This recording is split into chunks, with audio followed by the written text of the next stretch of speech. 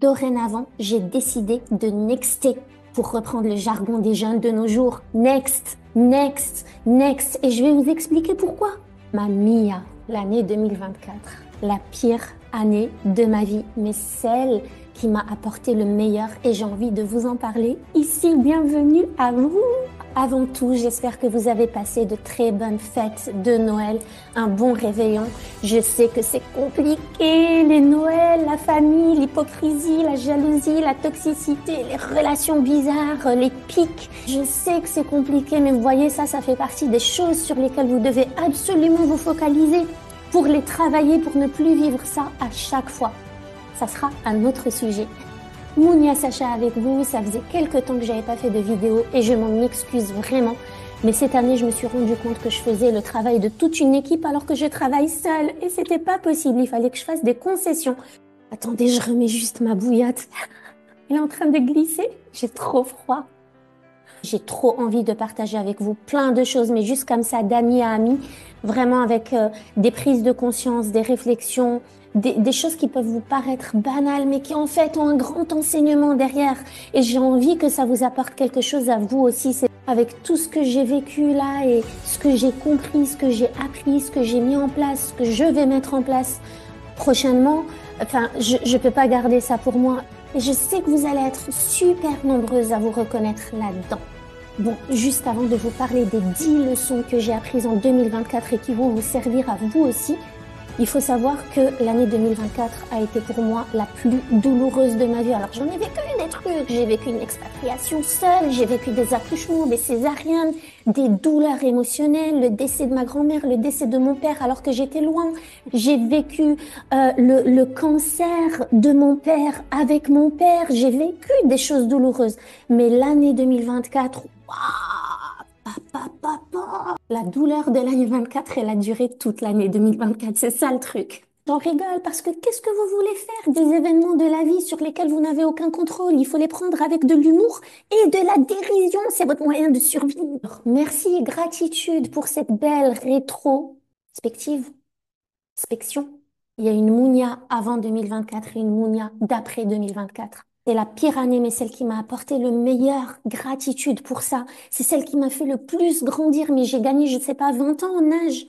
Un développement, une croissance personnelle de dingue, une introspection de dingue, des remises en question de dingue, des choix, des décisions à prendre de dingue. Et merci 2024 pour tous les challenges, les défis, les inconforts, les sentiments d'échec, les doutes, les peurs. Merci, merci, merci. J'ai constaté que j'avais laissé passer beaucoup trop de choses qui n'étaient pas du tout OK pour moi. Allez, on passe de suite aux 10 leçons que j'ai apprises. Je vous les ai pas forcément mises dans l'ordre, mais sachez que chacune d'entre elles est super importante. Donc, regardez cette vidéo jusqu'au bout et surtout interagissez en commentaire pour me dire si vous vous reconnaissez là-dedans, si vous avez vécu des choses similaires, si vous aussi vous avez eu de grosses prises de conscience. Dites-moi ça en commentaire. Moi, j'adore qu'on interagisse et qu'on papote et qu'on discute et qu'on échange pour qu'on grandisse ensemble. Leçon numéro un, c'est dans les inconforts, c'est dans la douleur, c'est dans la souffrance qu'on grandit le plus. C'est des situations souffrantes qui vont nous apprendre le plus sur nous-mêmes, c'est de la connaissance de soi. Qu'est-ce que vous voulez tirer d'expériences faciles et fluides et de pseudo-réussites qui n'ont même pas le goût de la réussite parce que vous n'avez pas connu l'échec? Qu'est-ce que vous voulez tirer de ça quand c'est trop facile? Bah, il n'y a pas de leçon parce qu'on fait pas un arrêt sur image en se disant, oh, il y a quelque chose de bizarre là qui me plaît pas du tout. Tiens, tiens, tiens, je vais réfléchir et voir ce qui ne va pas. Non, c'est dans la douleur que tu es obligé d'aller creuser au fin fond, tu vois, ce truc-là que t'as jamais voulu aller regarder en face, tu es obligé d'aller le creuser là et le vomir le truc pour bien regarder en face et dire, ah ouais, quand même, ça pue, quoi. Ça pue. C'est quoi ça? Donc, vraiment, quand vous vivez des échecs, quand vous vivez des situations douloureuse, des défis à relever, des épreuves dans votre vie, soyez excités à l'idée de voir en quoi ça va jouer en votre faveur, de voir ce que ça va faire de vous, quel genre de personne vous allez devenir. Ça fait vraiment grandir, c'est un truc de dingue. Ce sont les épreuves qui vous font vivre des transformations personnelles. C'est de la connaissance de soi pure et dure. Toutes les personnes qui ont réussi à forger un état d'esprit de dingue, c'est des personnes qui ont vécu des épreuves et des souffrances desquelles elles ne pensaient même pas pouvoir sortir. Et pourtant, faites un flashback dans votre vie et regardez toutes ces situations souffrantes qui, lorsqu'elles se sont manifestées dans votre vie, vous êtes dit, purée, je m'en sortirai jamais, je vais pas réussir à survivre à ça, mais comment je vais faire? Je vais mourir. Et au final, vous en êtes sorti. Qu'est-ce que vous avez appris de ça? Vous allez voir, c'est un trésor. Merci, merci à 2024 de m'avoir apporté 12 mois de douleur. Deuxième leçon est en lien avec mon hypersensibilité. Donc, je me suis déjà pas mal familiarisée, pas mal acceptée cette histoire de haut potentiel, cette histoire d'hypersensibilité, de sensibilité exacerbée, mais j'ai encore du mal à doser mon hypersensibilité. Ça, c'est quelque chose qui me pose encore problème. Il n'est pas question de ne plus être hypersensible et de complètement effacer ou d'essayer de faire taire cette partie de soi. C'est pas possible, c'est un fonctionnement. C'est comme ça, c'est de l'ordre du neurovégétatif, c'est pas contrôlable. Mais il faut savoir protéger son énergie. Tout le monde ne doit pas avoir accès à ton hypersensibilité. Et quand il y a des gens qui en profitent, c'est super douloureux parce que toi, t'es là, mais t'es juste sensible au beau, t'es sensible au monde, t'es sensible à ce qui se passe autour de toi, t'es sensible aux autres, t'es sensible à ce qu'ils vivent. Mais c'est beau en vrai. Mais ça place l'être humain dans une souffrance de dingue, surtout quand il y a des gens qui ne comprennent pas ça et qui en profitent. Ça, c'est... Ah, je comprends pas qu'on essaye de trouver des médicaments aux personnes hypersensibles, aux personnes hyperactives, aux personnes... Mais on fait quoi? Des hyper passifs, des hyper hypocrites, des hyper jaloux, des hyper pas sensibles du tout. On en fait quoi de ces gens? On trouve des médicaments à des gens qui sont sensibles aux autres. Mais ça va pas pour être quoi? Pour faire quoi? Pour inhiber la sensibilité? Pour être moins sensible à ce qui se passe autour de nous? On marche pas un peu la tête à l'envers dans ce monde. L'hypersensibilité, maintenant, je l'ai bien identifiée. Faut que je la travaille pour qu'elle ne me desserve pas à chaque situation.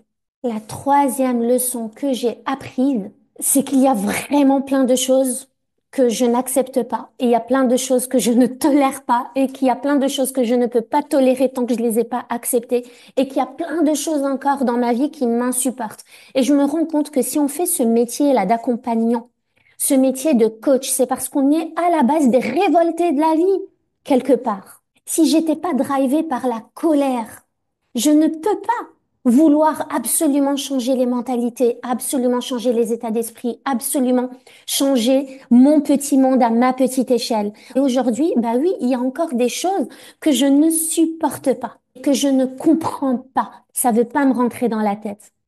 Je supporte pas les personnes qui utilisent par exemple la religion à leur guise, qui la transforment, qui en prennent ce qu'ils veulent, là où ils le veulent, qui sortent les choses de leur contexte et qui essaient juste d'obtenir leurs droits sans accomplir leurs devoirs. Je ne supporte pas les personnes qui abusent des vulnérabilités des autres juste pour obtenir ce qu'ils veulent, qui abusent de leurs émotions, qui les font culpabiliser, qui jouent un peu de cette hypersensibilité justement pour en tirer quelque chose. Ça m'insupporte, ça m'écœure, je comprends pas. Je comprends pas les gens qui veulent prendre sans rien donner. Je comprends pas.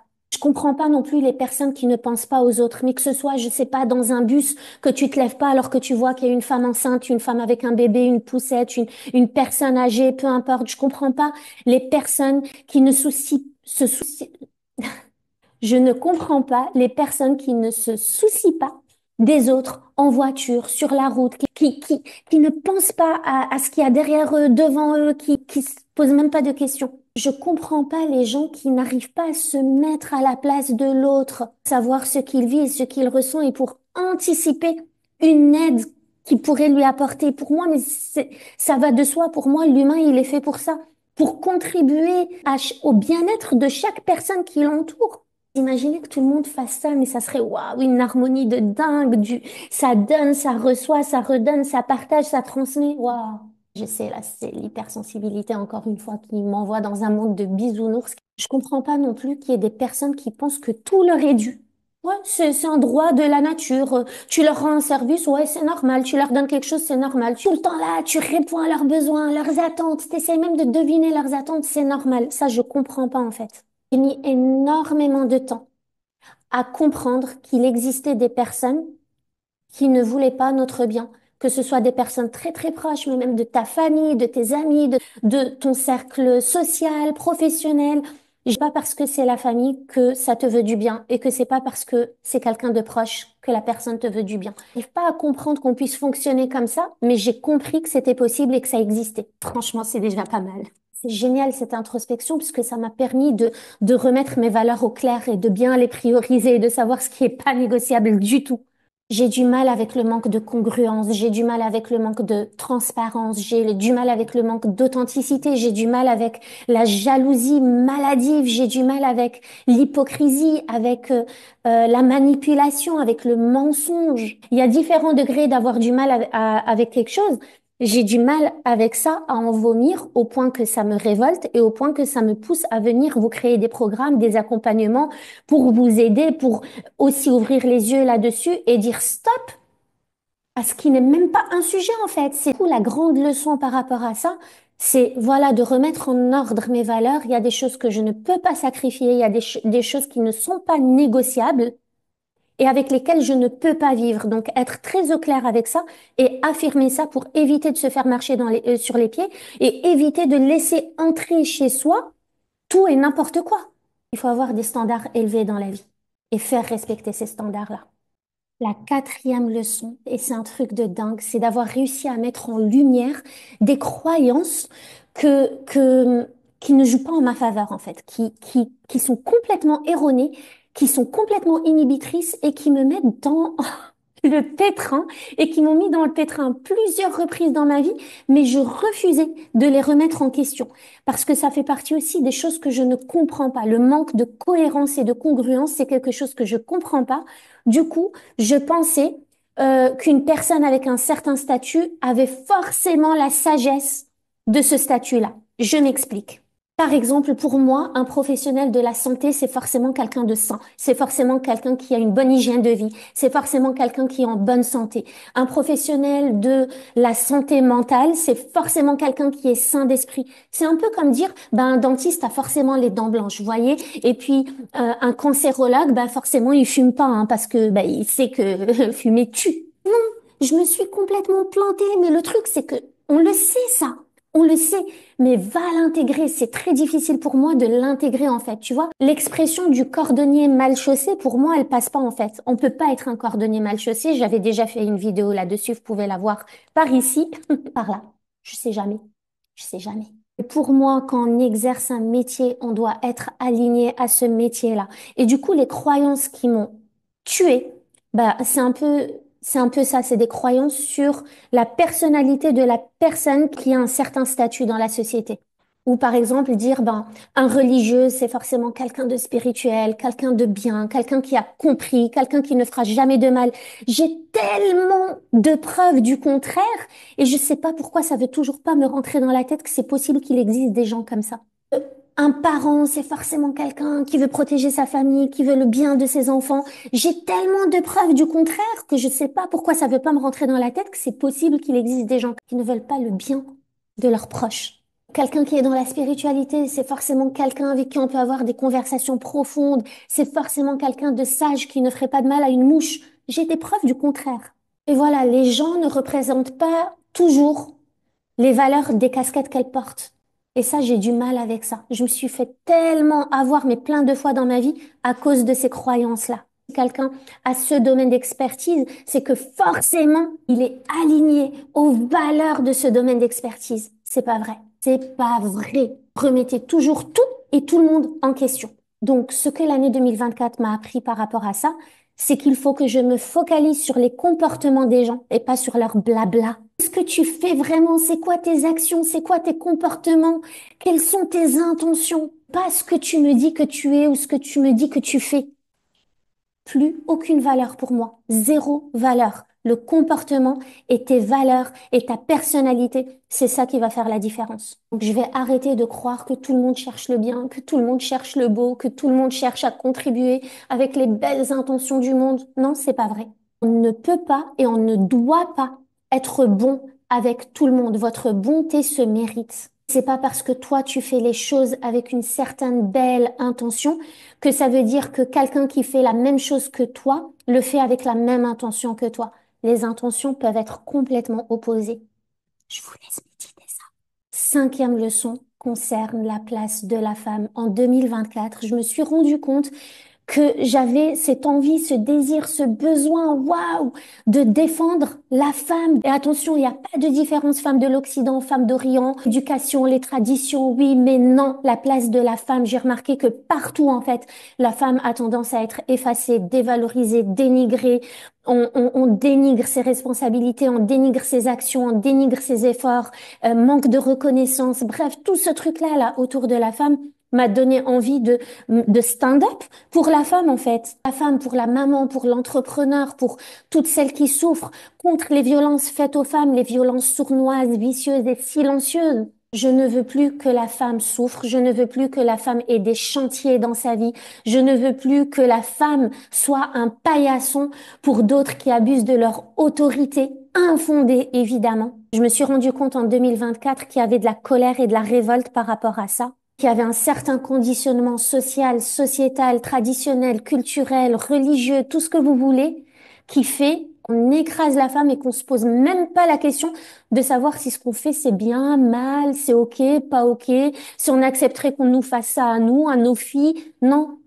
Et j'avoue que ça me déclenche. Donc cette année, j'ai décidé de défendre les causes des femmes, de défendre la femme et d'aider la femme à sortir du conditionnement sociétal. Et d'ailleurs, j'ai même créé un programme d'accompagnement qui va sortir le 13 janvier. Donc, je vous le dis, c'est super cool. Cet accompagnement s'adresse aux femmes, mamans, entrepreneurs qui vivent dans la souffrance là de la tonne de responsabilités, besoin de perfection, de l'envie de faire plaisir aux autres, que tout le monde aille bien autour d'elles, la charge mentale, responsabilité et les tâches du quotidien qui vous épuisent. Ben, le programme s'adresse à ces femmes-là pour vous libérer du conditionnement sociétal, parce que vous vous doutez bien que si vous êtes surmené aujourd'hui, c'est pas parce qu'il y a quelque chose que vous ne savez pas faire, c'est pas parce que vous manquez d'idées, ça n'a rien à voir, c'est avec vraiment ce qui se passe là-dedans et d'où vous venez, ce à quoi vous croyez, quelles sont vos pensées, quelle a été votre vie et qui vous a mené à agir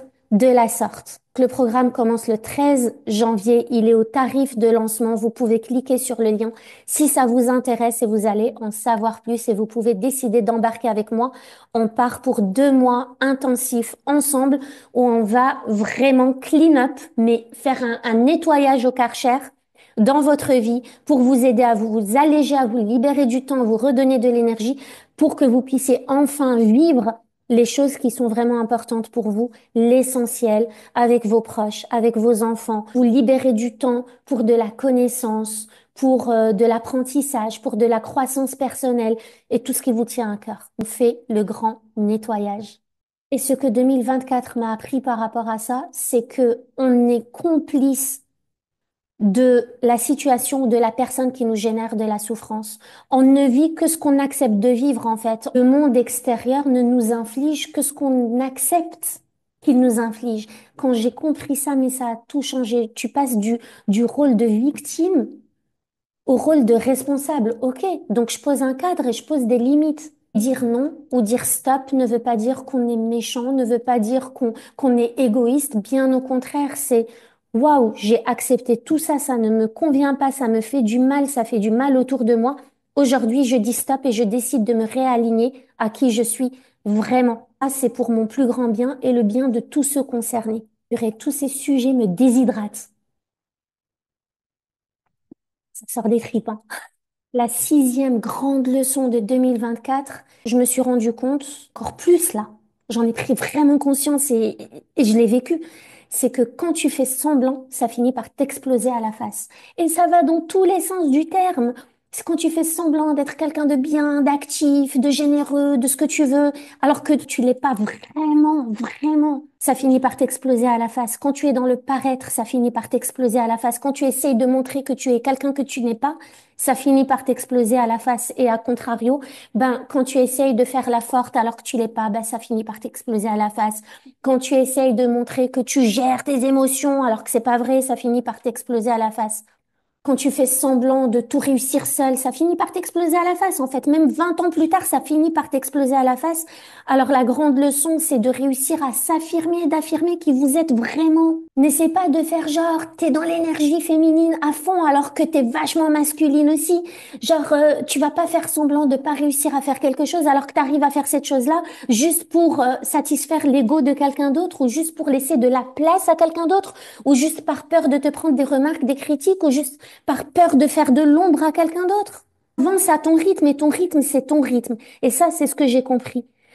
Beaucoup de fois, je me suis freinée, j'ai ralenti, j'ai essayé de suivre le rythme de quelqu'un d'autre par peur d'aller trop vite pour quelqu'un ou par peur qu'on me dise que je vais trop vite ou par peur qu'on n'arrive pas à me suivre. Mais non, en fait, ton rythme, c'est ton rythme. Soit on s'y adapte, soit on passe notre chemin, en fait. Soit on se met sur le côté et on te laisse passer. Et en 2024, j'ai pris la ferme décision d'être qui je suis vraiment et d'arrêter de tout prendre avec des pincettes pour pas brûler ici, pour pas faire mal là, pour pas trop toucher la sensibilité ici, pour pas trop heurter. Ça a fini par m'exploser à la face. Et là, je ne dis pas de pas se remettre en question, de ne pas essayer d'améliorer des comportements. C'est pas ça que je dis. Là, c'est juste être vraiment soi-même et oser exprimer qui on est vraiment. Sinon, vous allez exploser. Même dans 20 ans, dans 30 ans, vous allez exploser. Et la réalité et la nature vont vous rappeler à l'ordre. Parce que si vous ne vous écoutez pas un minimum, vous allez passer à côté de l'essentiel. La grande leçon pour vous, c'est ne changez jamais pour quelqu'un. Surtout lorsque ce changement tend à éteindre votre lumière et votre rayonnement. Lorsque ce changement tend à vous freiner ou à vous arrêter dans votre lancée ou dans votre avancée. Ne change pas pour quelqu'un juste par peur de faire de l'ombre à cette personne. Apprenez à vos enfants à être eux-mêmes, à pouvoir exprimer qui ils sont, à pouvoir exprimer leur partie créative, leur partie vulnérable, leur partie émotive, exprimer leurs émotions, à exprimer leurs désaccords, à exprimer leurs besoins. C'est ça, être soi-même, c'est essayer au maximum de se réaligner à nos valeurs, à nos besoins et à nos envies. Septième leçon, en rapport avec ça, c'est de suivre son intuition. Votre intuition ne vous trompe jamais. Le problème, c'est que vous ne savez pas identifier votre intuition. Toutes ces voix que vous entendez dans votre tête et dans votre corps, quelle est la voix de l'intuition? Suivez vos ressentis physiques et corporels. C'est eux qui sont votre guide, c'est votre boussole. Quand vous ne sentez pas le truc, c'est un message. Quand ça passe pas là, c'est un message. Vous voyez, vous avez tout un exemple d'une rencontre que vous avez faite où vous vous êtes dit, purée, ça passe pas, cette personne, elle passe pas. Vous savez pas l'expliquer, mais ça passe pas. Vous aurez toujours raison. Je me suis fait tellement avoir au fil des années par le fait de ne pas avoir écouté mon intuition, alors que mon intuition, au final, ne m'a jamais trompée. Elle s'est toujours avérée, même 10 ans, 15 ans, 20 ans plus tard. Votre intuition, elle est nourrie par des ressentis physiques et corporels qui sont inconfortables et inexplicables. Ce qui est dur, c'est de suivre son intuition alors qu'on n'a aucune preuve qu'on est sur le bon chemin et qu'elle dit vrai. Mais si vous partez sur le principe que votre intuition dit toujours vrai, ça va vous permettre de faire des choix et de prendre des décisions, même lorsque c'est super inconfortable. C'est là, je décide de croire en ce que je ne vois pas, mais je sais. Huitième leçon, les amis, l'importance de l'environnement. Je me suis rendu compte cette année que waouh, tu ne peux pas pondre un truc bien si dans ton environnement t'es pas bien. Et qu'est-ce que j'entends par environnement? Il y a trois choses là-dedans. Le corps et l'esprit, la maison et votre cercle humain. C'est votre maison. Votre cocon, votre maison, votre décoration, votre chambre, votre oreiller, vos plantes, vos livres, tout ce que vous avez autour de vous, là, vos habits, vos possessions. Comment c'est chez vous, les odeurs, ce que vous voyez, ce que vous ressentez quand vous êtes chez vous. Si vous n'êtes pas bien chez vous, il y a très peu de chances que vous adoptiez de bons comportements, que vous soyez dans une bonne mood, que vous posiez de bonnes actions, que vous ayez même la motivation et l'inspiration de faire quelque chose. L'environnement, c'est votre maison. L'environnement, c'est votre corps et votre esprit. Et l'environnement, c'est aussi votre cercle social, amical, professionnel, familial. Les humains qui vous entourent, de quelle qualité ils sont? Je vous dis pas qu'il faut trouver votre environnement social en fonction de ce qu'il vous apporte, mais il y a forcément, il doit avoir une plus-value quelque part. Si quelqu'un rentre dans votre vie pour vous descendre, pour vous la ternir, pour vous éteindre, à quoi bon avoir cette personne-là dans votre entourage? Une personne qui rentre dans votre vie, c'est une personne qui doit au moins rayonner à votre fréquence et à votre intensité. Personne qui doit au moins avoir le désir de rayonner à une certaine intensité. Donc, je me suis rendu compte que, waouh, ma maison, ça fait tout. Que mon environnement professionnel, social, amical et familial, ça fait tout. Cette année, j'ai pas hésité à faire le tri dans mon environnement humain. C'est important pour moi d'être entourée par de belles personnes, par des personnes audacieuses, courageuses, qui ont envie de grandir, qui ont envie de se développer, qui se remettent en question, qui se posent des questions, qui cherchent des solutions. D'être entourée par des personnes qui vous tirent vers le haut. Et votre environnement spirituel, votre corps et votre esprit, votre environnement intérieur, qu'est-ce que vous vous dites? Quelles sont les pensées qui vous traversent? Par quoi vous vous laissez diriger au quotidien? C'est quoi ces trucs que vous vous répétez? Qu'est-ce que vous vous dites quand ça va mal? Qu'est-ce que vous vous dites quand vous êtes dans l'inconfort? Tout ça va vraiment jouer. C'est pas pour rien que je suis coach en neurosciences pour travailler sur les croyances, les pensées, les peurs, pour changer votre état d'esprit, votre mindset, parce que le mindset, c'est ce qui fait vraiment tout. L'année 2024 vient de me confirmer encore plus ça. Je le savais déjà pour l'état d'esprit, mais là, waouh, c'est l'état d'esprit qui change tout. La neuvième leçon, et pas des moindres, c'est la définition d'entrepreneur. Purée. En 2024, j'ai compris qu'être entrepreneur, c'est pas juste avoir cliqué sur deux, trois liens pour créer son entreprise. Ça n'a absolument rien à voir avec ça. Ça veut dire entreprendre sa vie. Dès lors que tu entreprends ta vie, tu es entrepreneur. Même si t'as pas d'entreprise, tu es entrepreneur. Et entrepreneur, c'est quoi? Eh bien, pour moi, c'est savoir se diriger au quotidien, c'est savoir gérer les imprévus, c'est savoir gérer les conflits, c'est ne pas avoir peur du conflit, c'est ne pas avoir peur d'avoir des conversations difficiles, c'est savoir reconnaître ses erreurs et pouvoir les rectifier, c'est savoir s'excuser, c'est savoir prendre des décisions compliquées et rapidement, savoir faire des choix super rapidement, savoir demander de l'aide. C'est un minimum apprendre à planifier, à organiser, à lister, à prioriser. C'est savoir se remettre en question et remettre ses comportements en question et forger un état d'esprit go, go, go qui est orienté solution et qui ne stagne pas dans le problème. Quand tu sais ça et que tu fais ça déjà dans ton quotidien, tu es entrepreneur. Tu entreprends ta vie. Donc, être entrepreneur, c'est passer du statut de victime à responsable. Je suis la première responsable des résultats que j'obtiens dans ma vie aujourd'hui. Je ne suis pas la seule responsable, mais je suis la première responsable. Ça veut dire qu'il y a une tonne de choses sur lesquelles moi je peux agir et arrêter d'attendre que l'extérieur agisse pour moi. Donc, on ne dénigre jamais une femme entrepreneur et encore moins une maman entrepreneur.